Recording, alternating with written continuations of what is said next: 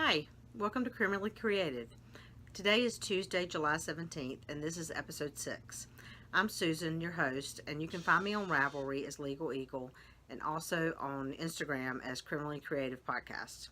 Today's episode is going to include hearsay, verdicts, on appeal, courtesan session, discovery, stashing for retirement, book briefs, and calendar. It's been a little over 3 weeks since I've recorded, so this one may be a little bit longer than normal, but hopefully I'll keep you entertained. So grab something to drink and your knitting, and we'll get started.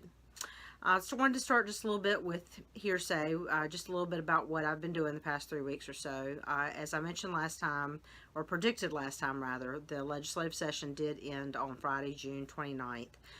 So that last week was just a long week of work, and since then I've basically been trying to recover. If you've never worked a job where you just have to work really long hours, even though it's not a lot of physical work, it's brain work, and I'm exhausted by the time the session is over. So I've really just been kicking back and relaxing, doing some knitting and some spinning, spending a little time with my husband and family. I did, July 4th was the week after we got out of session, so that was a holiday. I took one extra day off that week. This past week, the weekend after July 4th, we had a party for my 3-year-old grandson's birthday, Carter. And then this past week, my sister and her son, my nephew, who will be 4 in a couple weeks, were in from California spending the week with my parents at the beach. So I went down there last week for about 3 or 4 days just to see them and hang out and relax a little bit and get a little bit of sun. So other than that, I have been going to work, but it's been relatively quiet, thankfully. We're just doing our after session catch up and getting my desk cleaned off and the piles of paper sorted through and deciding what I've got to keep and what I can get rid of and that sort of thing. So that's nothing too extreme or exciting going on, other than it was nice to see my sister and my nephew and spend a few days at the beach, and to celebrate my grandson's birthday the other week. But that's about it. So anyway, so let's get to the knitting. I do have a few verdicts. The week after we got a session, I kind of went on a little binge of finishing a bunch of small projects. So I do have a couple things to show you. Let's see. The first thing is I finished my Maryland sheep and wool socks. And these are, get the glare right. There we go. They look mostly blue in here. In person you can see a little more bits of darker teal and black and kind of a burgundy red where the crabs were.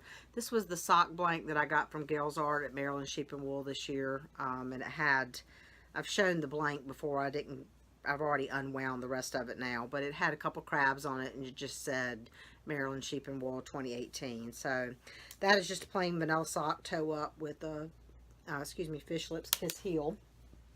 So I finished those. I knit those on a like I do most of my socks, on a US 02 millimeter needle. The next thing I finished is, that I've showed you a couple times, is what I call my great knit off cowl. This is the depth pattern from Talitha Kwame, and I got a hoodie on, so it's going to be kind of hard to show, but so this is a longer cowl that you can wear like that, or you can flip it if you want so that the variegated goes down the center and it's blue on either side. This pattern is designed for intentional pulling. The yarn is the Fiber Seed Sprout sock in the Knit Girls colorway.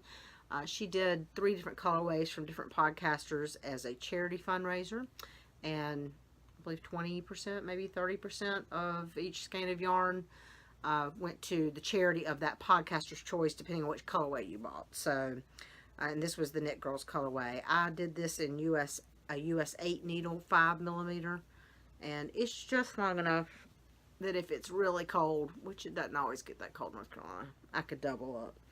But I will probably wear it most of the time, just like that. And then if I'm cold, kind of tuck it in my coat, you know, up next to my neck.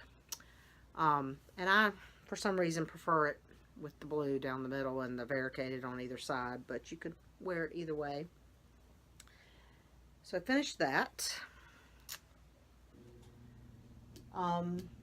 Last time I showed you the Brooklyn Tweed Peary yarn that I had bought at Hillsborough Yarn Shop. And so I have finished my first Lucerne, I think is how you say it, hat. This is a pattern that was created for the Brooklyn Tweed Peary yarn. And so this is done in Brooklyn Tweed Peary. The gray is Nocturne. The burgundy red is Cassis. The blue is Admiral. And the green is Aurora. So this is the first one I've done, which is turned out a little bigger than I thought it would, which is not a bad thing really in my opinion, because it comes down over my ears. I did this in, what size needle? US 3, 3.25 millimeter for the ribbing, and a US 5, 3.75 millimeter for the color work. I will show you in a little bit. I have started the second one that I'm knitting, and I'm actually going down a needle size to a US 2 and a US 4 on that one, so that it will come out maybe a little snugger. I have a larger head, so this fits me, but a lot of people might find that a little bit too loose. So my hair, not that it was lovely to begin with. And then the last thing that I have finished so far is I have made 3 more dishcloths out of Premier Yarns Home Cotton Solids. One in the poolside colorway, one in the lime colorway, and one in the poolside and the lime striping.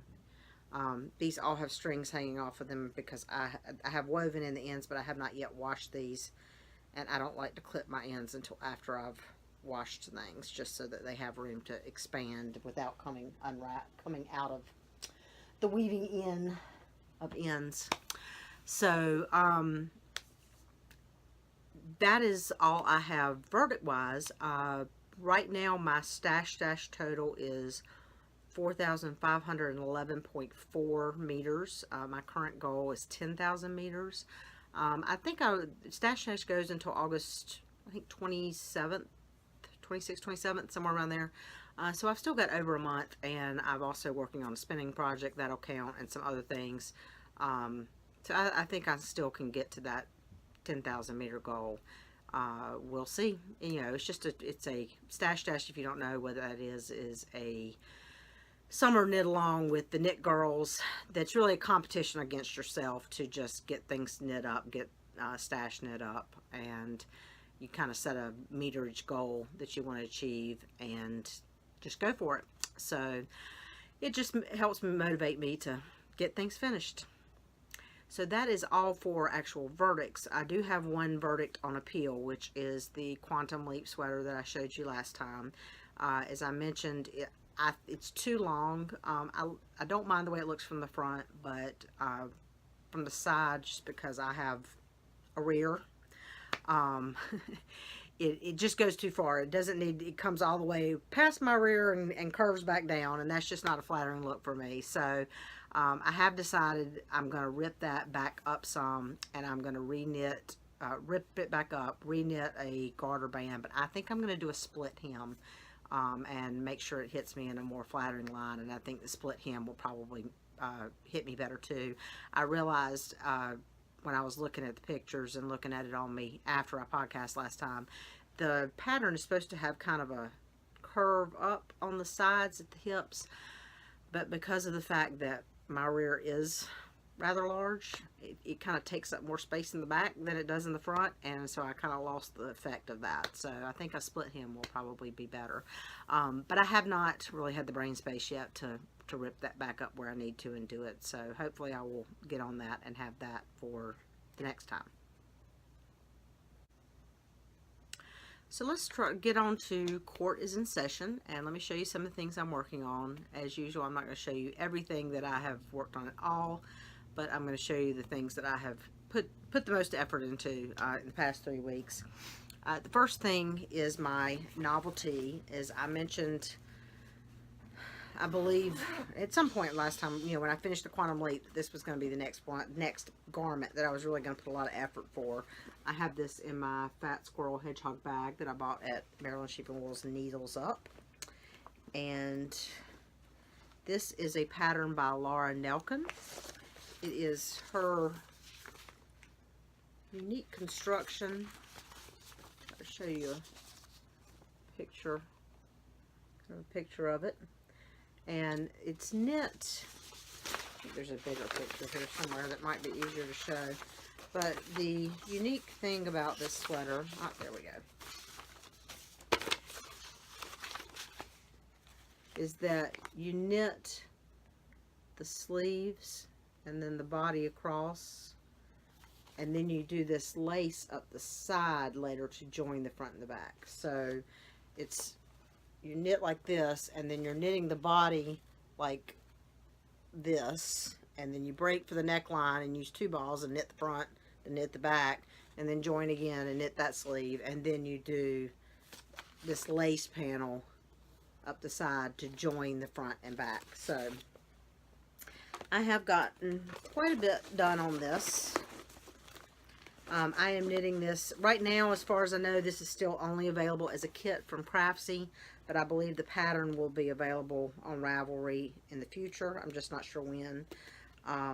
So I'm knitting this in Cloudborne Fibers Pima Cotton DK from Craftsy in the powder blue colorway on US 3 needles, which is 3.25 millimeter.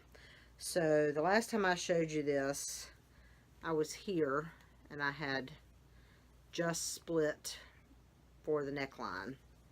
So that's the sleeve, and I had just done a little bit splitting for the neckline.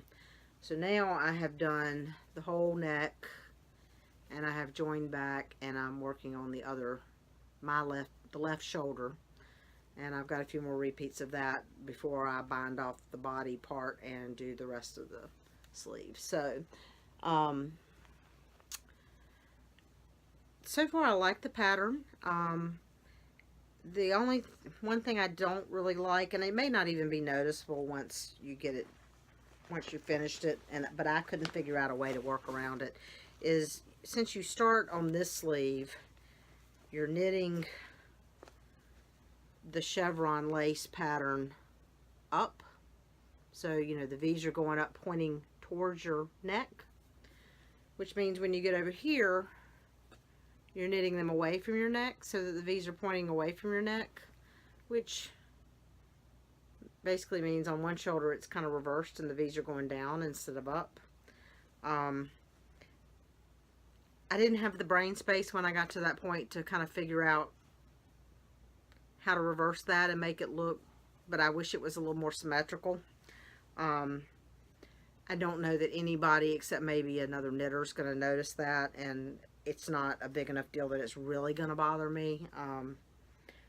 But I would have liked it if she had figured out a way to to make it look the same. But anyway, I am enjoying it. My goal is to get this sweater finished by the end of July.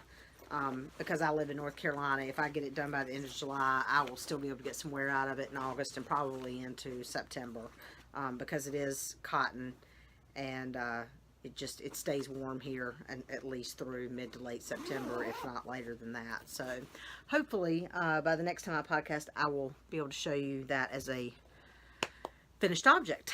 So the next thing is, as I mentioned, I have started my second Lucerne hat, and I have four colors of this Brooklyn Tweed Peary. So when you do a 4-color of the hat, then that's enough to, by my calculations, hopefully get 4 hats out of it by swapping the colors around in different places. So this one I am doing the main color as, you can see, here's the first one I did. So this one I'm doing the main color as the blue, where this is gray. I'm using the green where this red is. And I have just started the red, which is going to be where the blue is on this one. And so the gray will be these little crosses across a red background on the center of that. So I've mainly just gotten the ribbing and that started. This one actually knit up relatively quick. I just haven't worked on this one in about a week or so. So I think once I sit back down with this one, 1 or 2 nights, I can probably knock that one out and go from there. I have a stitch keeper from gel bee on here that's a little kitty cat, pink kitty cat. These are also have little lobster claw hooks so that you can, one, I think the lobster claw is intended so you can clip it to your knitting when you're not using it and not lose it, but you also could theoretically use it as a progress keeper or something too if you wanted to. So, and again, that is out of Brooklyn Tweed Peary, which is his new fingering weight yarn, which is 100% American merino wool. And I am, as I mentioned when I showed you the finished one, I am knitting this one on going one needle size smaller to a US 2 for the ribbing and a US 4 for the color work, because this first one turned out a little bit larger than it should have, and probably a little bit larger than most people with an average head that's not my giant head would want. The next is also in part kind of a stashing for retirement. Is, if you, I don't know if you know who Franklin Habit is. He is a knitter extraordinaire. He is a knitter, a designer. He does embroidery. He teaches a lot of classes. He also is an author and cartoonist, I guess you would call it. He's an artist, but he has a couple of books that are cartoons, and one of his fun characters that's been around for a while is Dolores Van Hoofen. And Dolores is a sheep, and he has designed a pattern that is right now a kit only available through Webs. That is Dolores with her shawl and her pillbox hat and her glasses. And they are doing a kit, and I of course had to have one. It comes with a bag. That was the Franklin Habit Dolores. That there you can see there the kind of the cartoon depiction of Dolores. Dolores is a diva, and she gets into a lot of trouble, and I'm looking for these cute little glasses this kit comes with. Aren't they adorable? So this comes with the glasses and everything. I have knit most of the pieces of Dolores, and I will have to say my one disappointment about this pattern, let me back up here to the yarn. The kit comes with Valley Yarns Valley Superwash. I think it's DK. Hold on, I've set my Valley Yarns Valley Superwash. I think it's a worsted. I'm knitting this on a US 3, 3.25 millimeter. So it comes with, I think, 3 balls of the cream and then 1 ball of the black that you use for stuff. I have pretty much knit all the pieces of this. I have not knit the accessories yet. I'm a little bit disappointed in the pattern in that there's some errors, and there's a couple of things that are not described very well as far as where to attach stuff. So I have stopped at this point because I have found out that there's going to be a knit along in August that Franklin is going to kind of moderate on Ravelry and everything, so where he will be more readily available to answer questions. And I think also based on myself and some other people finding a few things, he's having somebody go back through the pattern again. Apparently a couple people at Webs did test knit it, but either they did notice this errors or they read his mind better than I do. And most of the errors are not horrible. I did try to start the shawl, and the very beginning of it just doesn't work. The number of stitches you have doesn't work for what it tells you to do. So either the number of stitches it tells you should have is wrong, or what it tells you to do is wrong, and I don't know which is which. But I'll show you what I've done. I have knit her body, and I have knit all of her pieces, not her shawl or her hat, but I have knit. This is her snout. You can see the stuffing I've got in here. I have put this on her face like 3 times, and I'm not happy with where it's ending up. One of the things about the pattern is it doesn't really tell you exactly where to put it. And the pattern does not have close-up pictures of where stuff is placed on her head for you to figure things out like that. So her ears, which I have, I'm going to show you one, but I have 2 of the little ears. The instructions for this were not the best as far as how to finish the ear. If I put mine on, now the pattern does tell you where to put the ears on, but if I put mine on where it tells you to me they look a little high. I just haven't been able to get the right proportion, and I think part of it is because I'm not quite sure exactly how high the snout should be. So I've also knit 4 little legs and arms, and somewhere in here, a little tail, which the pattern also does not tell you where to put the tail, although I suppose you can figure that part out. Yeah, I can probably figure out where to attach the pieces. It would just be nice if there were some closer up pictures so I could kind of see where he had attached the pieces to figure that out. And like I said, I decided I'd go ahead and start, knitting the shawl, and within 2 rows there was a problem with the numbers and stuff on that. So, I laugh and tease that Franklin Habit is my secret internet boyfriend, which of course doesn't make him secret, but I love Franklin Habit. If he's teaching anywhere that I'm going, I will take a class of his. It doesn't matter. I've taken 4 or 5 I think classes with him, and I just love him. I love his personality. I love his patterns. I just, I don't know. I just really like Franklin Habit. So I will get that finished, but I'm going to wait. That's going to hold off until August, until that knit along, when there's more people doing it and I can see more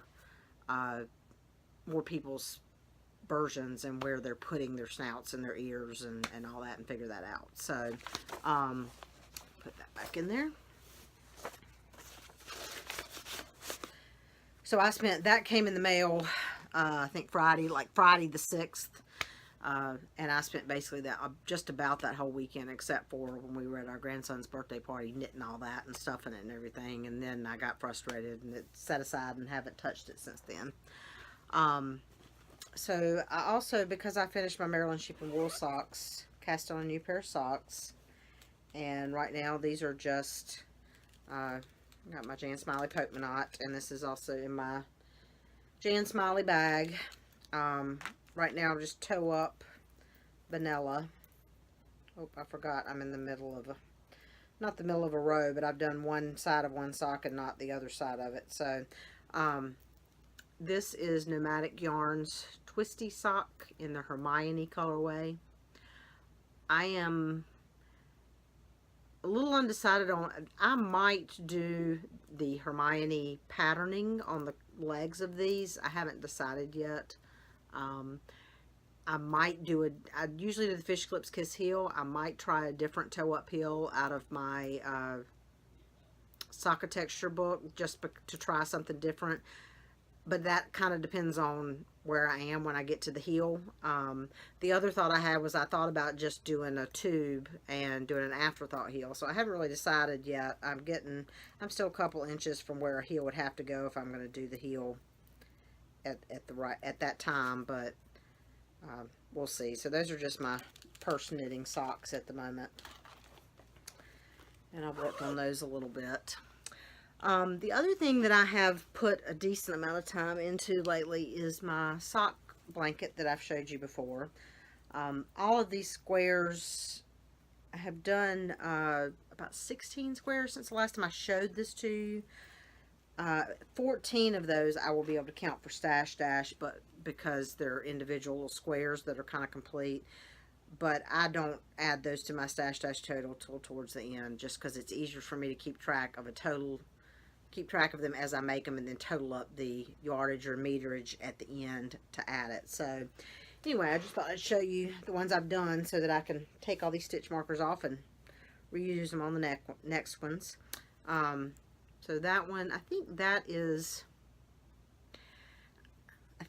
I'm not sure, I think that is Yarn Ink Creek colorway, but it might be a Suburban Stitcher colorway. I'm not positive. I can't remember. This is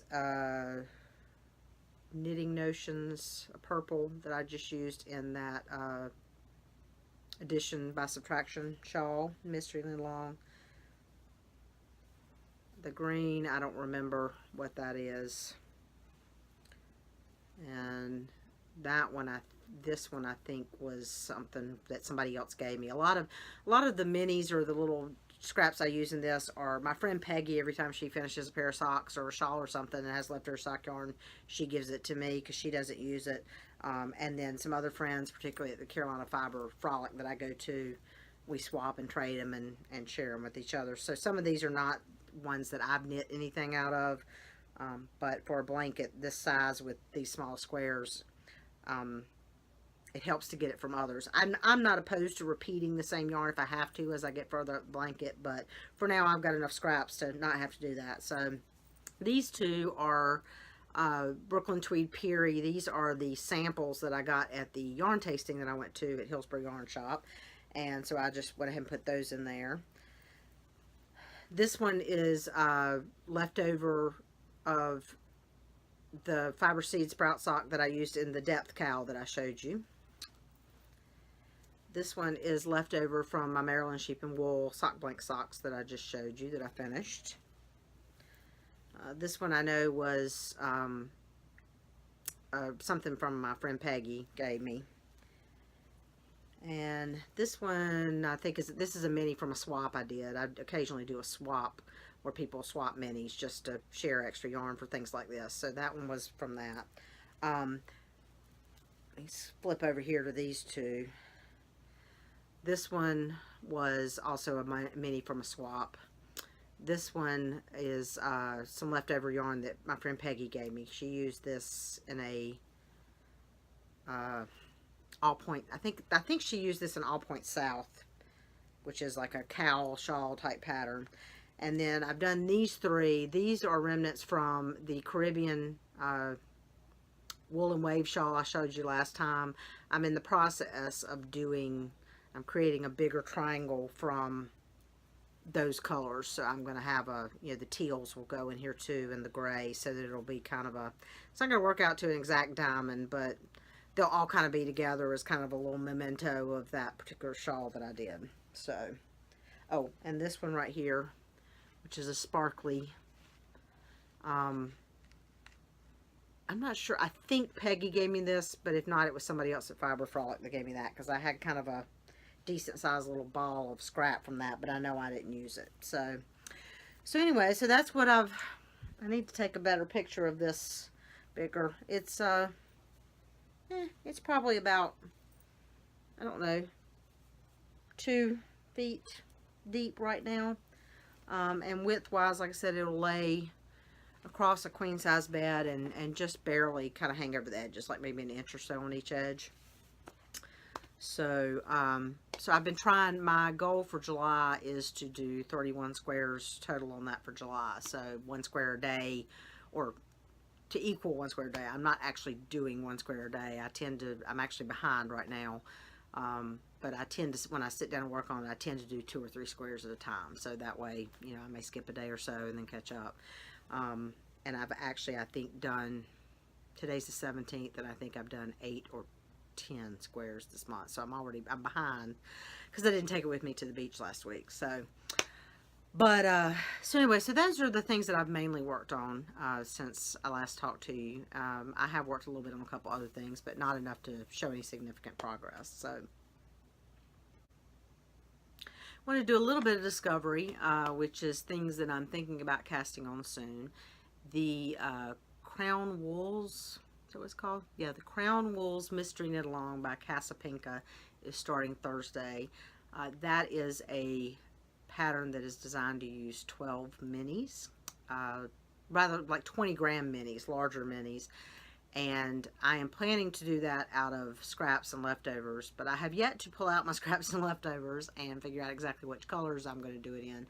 So maybe later tonight or tomorrow night I need to do that and pull those out, so because that starts on Thursday. That knit along, I believe, is 6 weeks and will be two clues per week.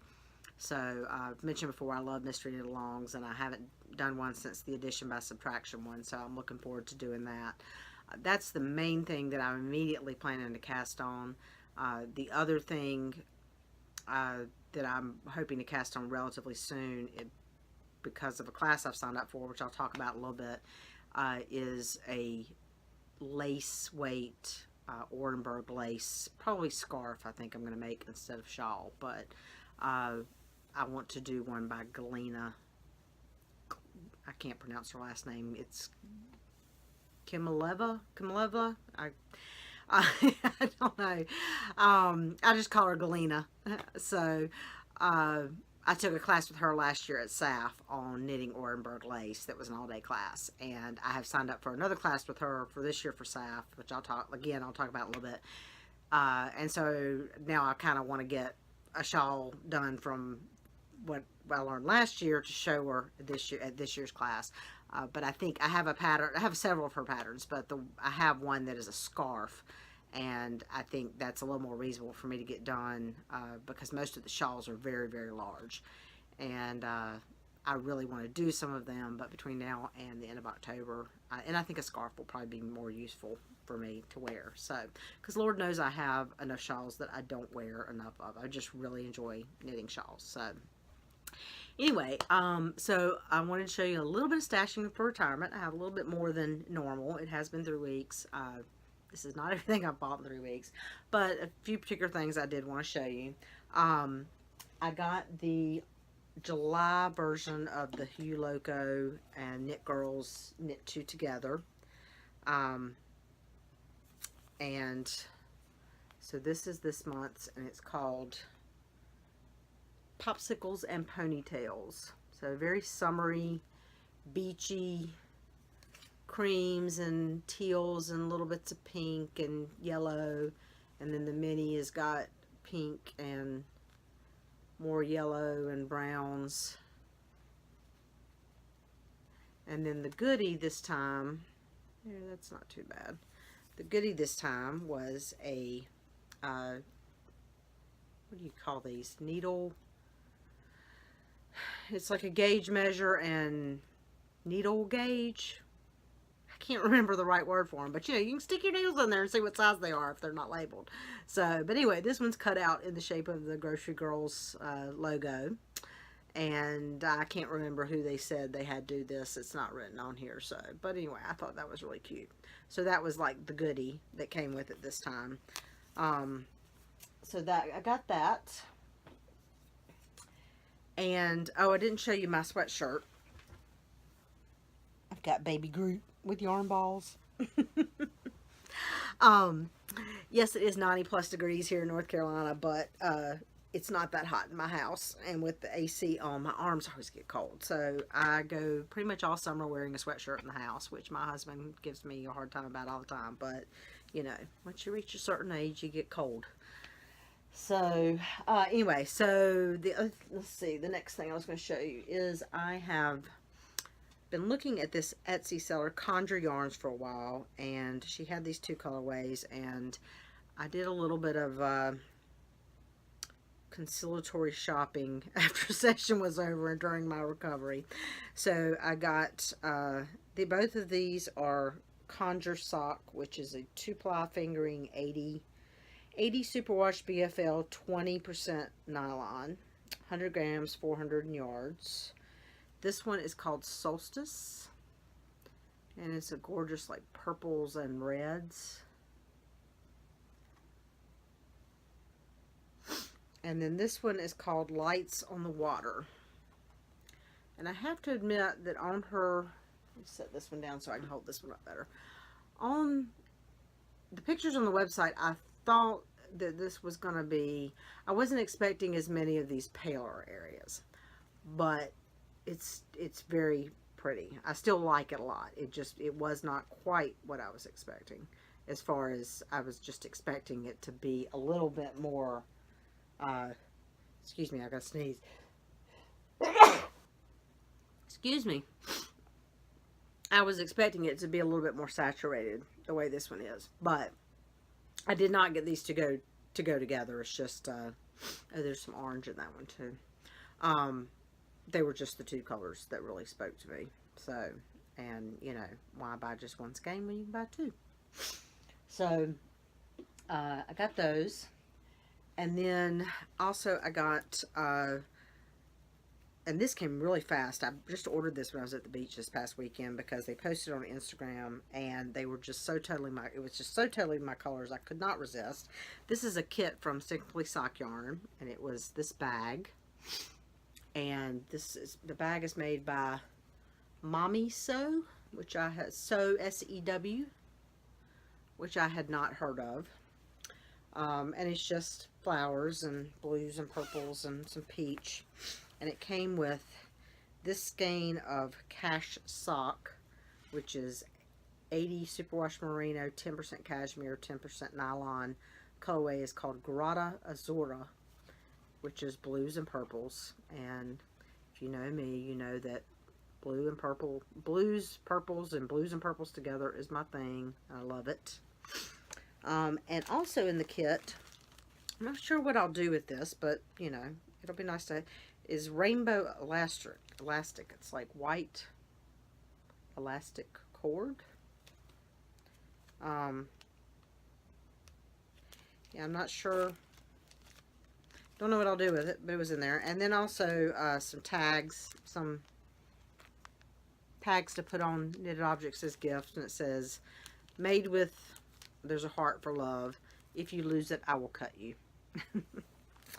So that came yesterday, actually, I think.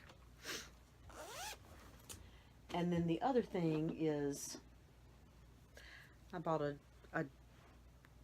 Dobby. So I love the Harry Potter books. I'm not like a super Harry Potter fan, in that I don't do like the Harry Potter House Cup on Ravelry, or I don't have everything Harry Potter. But the Yarn Hoarder has an Instagram sock knit along that's just kind of an ongoing, that is free all the house elves, because if you've seen Harry Potter, you know that Harry gave Dobby a sock, and if you give us a house elf a piece of clothing, then that frees them. And I just love that idea. So these are called pops, I think. I don't know. I have no more of these. None. I don't desire any more of these. I just really loved the Dobby one. So I just got him. He's just going to sit in my craft room and look cute. So, but I don't know. One of those little things that I just wanted to have. The other thing that I just got yesterday that I'm not going to show you because it's heavy and I'm not going to haul it over here. I'll try to remember to put a picture in here. As I've mentioned before, I've been dabbling in sewing some the past year or two and just learning to sew a little bit better. I haven't actually tried any clothes yet, but I've been thinking about, you know, just doing some basic like A-line skirts and things like that. And one of the things that I've been considering and looking at was getting a serger just for making the hems and everything a little bit more polished and finished.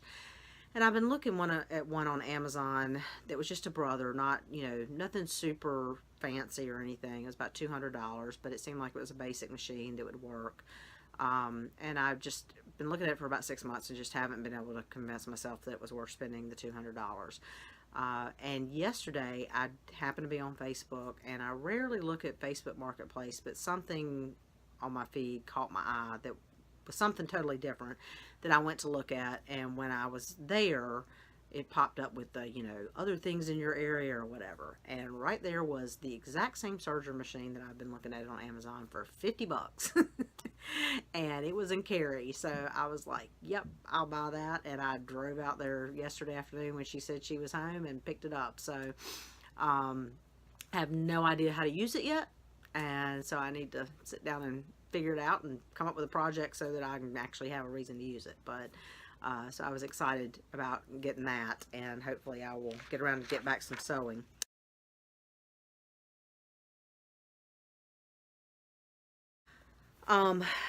Book briefs, oops, I think I just shut my camera, sorry. Book briefs, I don't have a lot. I have just started the 8th of the Ann Cleeves Vera Stand-Up series on audiobook. I believe that is the last one that is out right now, so I'll need to try to figure out what series I'm going to do next on audiobook. Other than that, I've been reading a lot of light romantic fluff on my Kindle. I have started a nonfiction book called Mrs. Sherlock Holmes. that is about a female attorney and type detective back in the early 1900s. I think it's early 1900s. I think so. I haven't gotten very far in the book yet, so hopefully more about that next time. But I do have a thread in the Ravelry group looking for mystery series suggestions, and I know several of y'all have made suggestions there, so I need to go back and look through that and see if I can figure out what I want to start with next. But if you have any more suggestions for mystery series, particularly that are all available on audiobook through audible.com, I like to start at the very first one and go through a whole series until I'm done, and then start with another one. So if you have any good ideas, feel free to add to that thread there. And then the last thing is what I'm calling calendar. Just a couple of future events. I don't have anything coming up really soon. But SAF, which is October 26th through 28th, up in just outside of Asheville and Fletcher, North Carolina. Registration for classes for that has opened. If you remember, it opened on July 2nd, but it opened to everyone yesterday. As far as I know, none of the classes are completely full yet. So if you are planning to attend SAF, I'd encourage you to go look at classes. I was not overly thrilled with a lot of classes this time. It's kind of hit or miss. For some years, there's like 10 classes I would love to take, and I really have to weed it down and decide. And then there's other years that I'm kind of like, you know. I did sign up for, well, technically 3 classes. I consider one of them two of them almost one class. But one thing they did add this year, which I'm really excited about, is they added something called circular sock. What do they call it? Sock machine driver's ed. I feel like probably my next big equipment purchase is going to be a circular sock machine, but I really don't know much about them other than I want one. So I'm really excited. They've got 3 or 4 sessions of this class. My friend Peggy and I both signed up, I think, for Friday morning class. But it sounds like the instructor has, like, I think 6 or 7 machines, because the number for the class is limited to how many machines she has. And she's going to, it's about a 2-hour class, and I think she spends like the first hour, everybody basically learning the basics of whatever machine you're sitting in front of, and like how to use a circular sock machine. And then I think the second hour is everybody getting ready everybody being able to rotate around and try all the different machines, because I think each machine that is in the class is a different model of machine, so that you can figure out, you know, the differences between different models and that sort of stuff. So I'm really looking forward to that, because I think that will give me a lot more indication of, one, whether I actually want a circular sock machine, and 2, if I do, you know, what do I want? I have, you know, no clue. Do I want a brand new machine, which there are some companies that still make them? Do I want to find one that has been refurbished? I know of at least 2 reputable people that find them and refurbish them and resell them, that, you know, you can know that what you get, that it will work, and all the pieces that are there. You know, but I don't even know how to know if all the pieces are there or not. So hopefully I will get a lot out of that, and it will help me decide whether or not I actually want one, and, you know, what I should pay for one. You know, I don't have obviously if I buy a brand new one, there's kind of a set price.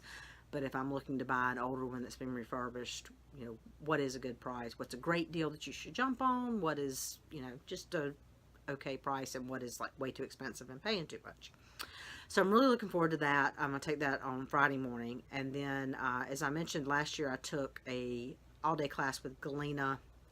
I'm going to look at how, her last name is Khmeleva.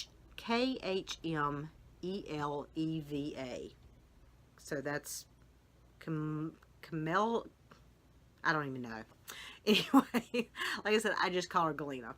She's Russian, and I took Orenburg lace, knitting Orenburg lace with her last year as an all-day class. And the other class that she teaches that I want to take, and I have signed up to take this year, is in the morning, is learning how to spin Orenburg style, which is a supported spindle, and with the Russian spindle, which is supported spindle means, you know, you've got the spindle sets in something instead of being a drop spindle, and the Russian spindle is a certain style of spindle. I know it looks like, I just can't think how to describe it to you.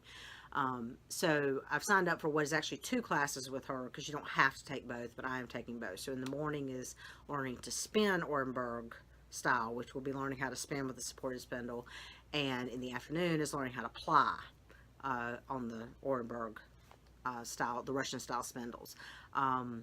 So I'm looking forward to that. I'm not a huge spindle spinner. I don't think that I will ever do a ton of spindle spinning, but I do have a very nice Neil Brand supported spindle, which he makes them by hand, that I won at Carolina Fiber Frolic a few years ago. And also another one that my friend Ann, her husband, turned. And so I'm going to take those with me. I'm not sure that they're quite Orenburg style, so I may not be able to use them in class, but I thought at a minimum I would kind of get a better idea of how to do the supported spinning, and I might dabble in it. Now who knows, maybe when I retire I'll get motivated and I'll actually spin enough lace weight for an entire Orenburg shawl. We'll see. Don't hold your breath. So anyway, if again, SAF is a great festival. And if you are within driving distance of all of the Asheville area, I would encourage you to go. We always go. The festival, it's the actual vendor market part of the festival is Friday, Saturday, and Sunday. They do also have classes on Thursday as well, but only classes. The vendors do not open until Friday. So we, depending on when we're taking classes, some years we've taken classes on Thursday and some years not. We usually go up either Wednesday night or Thursday and stay until Sunday or Monday. And again, that all depends on when our classes are and that sort of stuff. So that's one event that I don't like to miss, except for, I would miss for a big family event or something like that. But that's on my calendar year to year, and I try to plan around that. So the other thing another event that I will probably be attending is Carolina Fiber Frolic, which is this fall going to be November 2nd through 4th, which is the weekend right after SAF. That is held in Sapphire, North Carolina. It's put on by my friend Jan Smiley. Registration for that is not open yet, but I just wanted to mention it. And that is the fall of Carolina Fiber Frolic is retreat only. So it's just a relaxing, hang out in the mountains, sit around, knit, spin all day, and socialize and have a good time. She also does an event in the spring frolic, and at the spring one that she brings teachers in their classes. But for the fall, it's just a retreat, and it's just a nice kick back and relax and get together. It is the weekend right after SAF this year, which makes it a little harder to do for me personally, but I am hoping to attend that this year, so we'll just see. The other thing I wanted to mention, just as far as calendar, is Carolina Fiber Fest, which is not until next March 22nd and 23rd of 2019. I have been helping out with the board with that some, and if you follow Carolina Fiber Fest on Instagram, then that is usually me doing the post for that. But I wanted to make you aware, if you are a teacher or a designer and are interested in, or whether or not you designer, whether or not you come to Raleigh or would come to the event, but they currently on the Carolina Fiber Fest website they are seeking proposals for classes and workshops. So if you are an instructor and you would like to teach at Carolina Fiber Fest, please go and submit your proposals for classes. And also this past year we did for the first time a knit along of a pattern, and my friend Martha Myers actually designed the pattern this past year, but they have open for submissions for a pattern design for both a knit along and a crochet along. So and they don't have to be the same pattern. So if you're a knit designer, that's fine. If you're a crochet designer, that's fine. You don't have to design a pattern for both. They can be two different patterns. So if you are a designer and you are interested in potentially designing a pattern to be used for a knit along or crochet along for Carolina Fiber Fest, all the information for that is on their website as well. Both of the deadlines for both of those are about mid-August. So if you are interested, I would encourage you to go over there quickly and do that. And again, you can find all the information hopefully all the information that you need on the website for both of those. So, and if you're anywhere close enough to the Raleigh area to come, that is a Friday and Saturday festival, and we do classes. They have vendors, and it's not nearly as big as SAF, but it is a good little festival, and we get a variety of indie dyers, and also several fiber and yarn people who raise their own sheep, and they shear their own sheep, and some of them dyed as roving, and some of them have the yarn spun. Alicia, one of the board members, has a fiber mill, and so she's there and willing to take fleeces. There is a fleece sale.